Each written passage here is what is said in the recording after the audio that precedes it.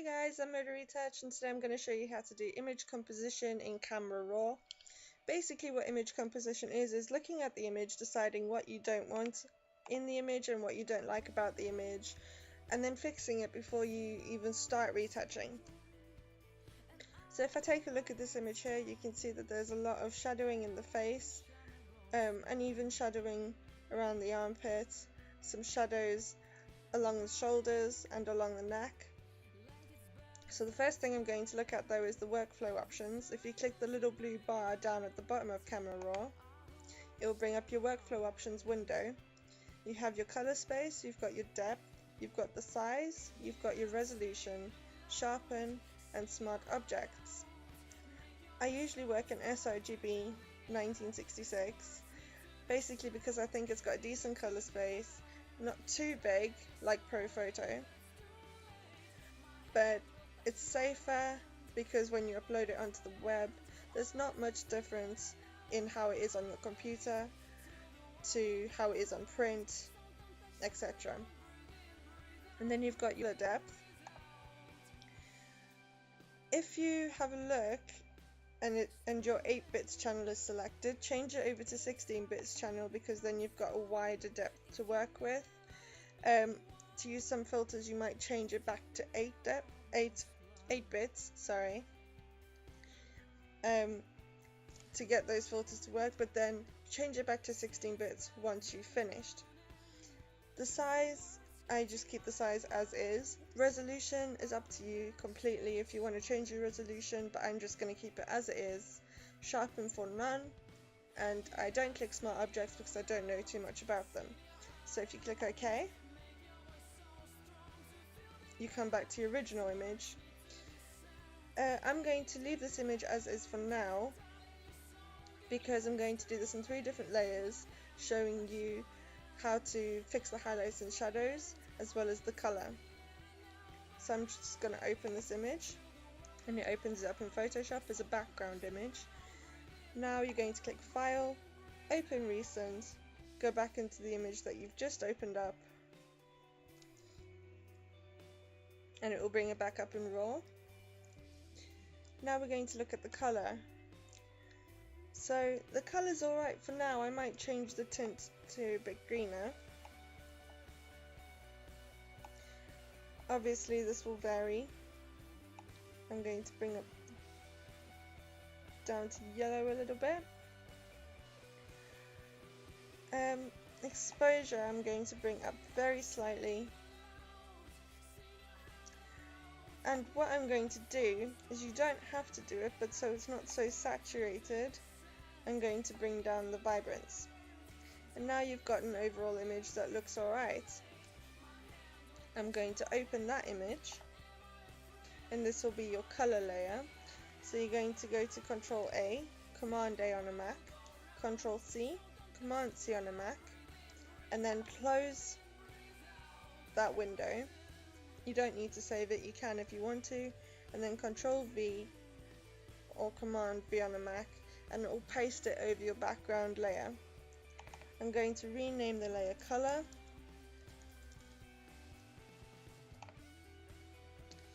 and then I'm going to go back in, File, Open Recent, reopen the image,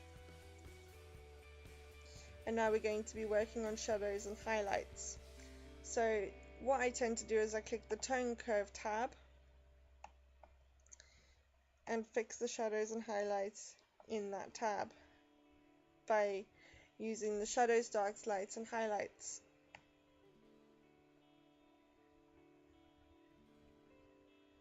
So you lighten it as much as you want to lighten it. The lights I'm going to bring down ever so slightly.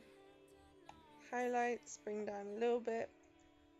Now your image is looking pretty matte at the moment, but don't worry too much about it because you're going to mix all those layers together to create one image.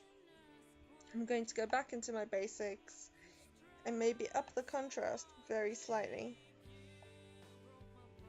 I'm going to open that image,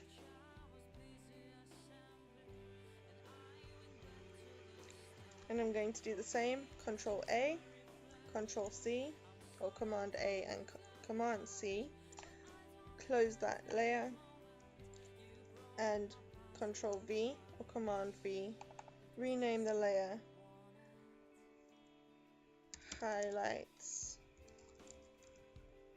and Shadows.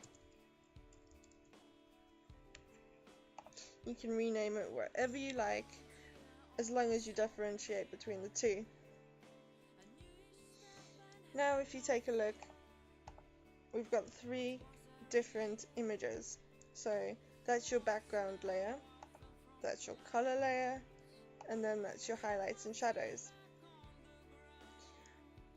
What you're going to do now is you're going to click highlights and shadows and alt click on add layer mask button to create an inverted layer mask. And select the color and alt click on the layer mask, add layer mask, and make another inverted layer mask. Now what you're going to do is you're just going to go along the areas that you want to affect with a soft white brush. You can change the opacity if you need to, or if you want to. Have the brush as large as you want to.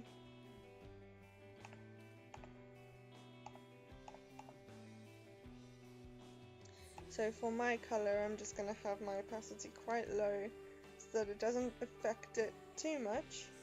It just brings it out into the skin.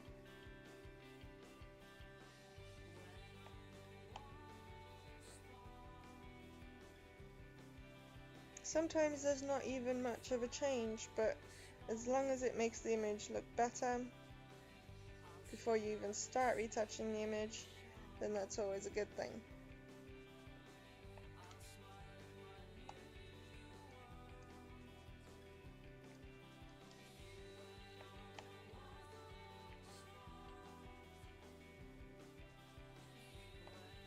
So I've fixed up the colour of the image a little bit. You might not even notice it, but there is a slight change. Zoom in slightly. Now I'm going to go to the highlights and shadows. Also want to lower opacity. Just fix those highlights and shadows.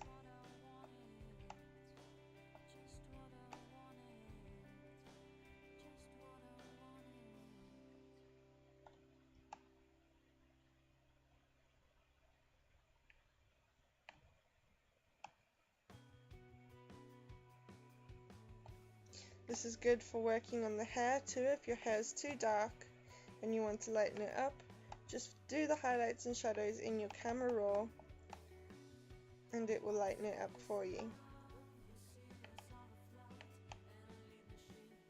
It's always better to do it in camera raw because you're not affecting the actual photo itself, if that makes any sense. You're just affecting layers of the photo to create an image to work on.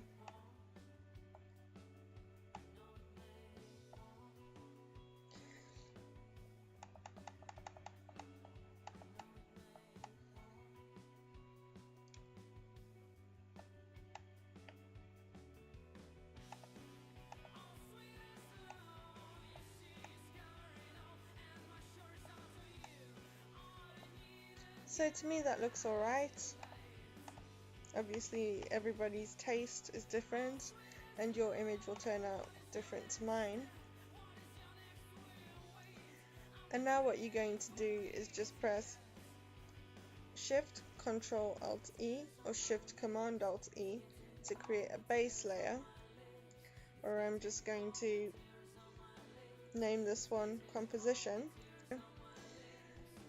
And that is how to do composition of an image before you start retouching. Please take a look at my next video which shows you how to use my retouching action, which simplifies your workflow but enables you to retouch an image professionally, even if you're an absolute beginner to an advanced retoucher. Thank you for watching, and I hope you enjoyed this video and I hope it helps.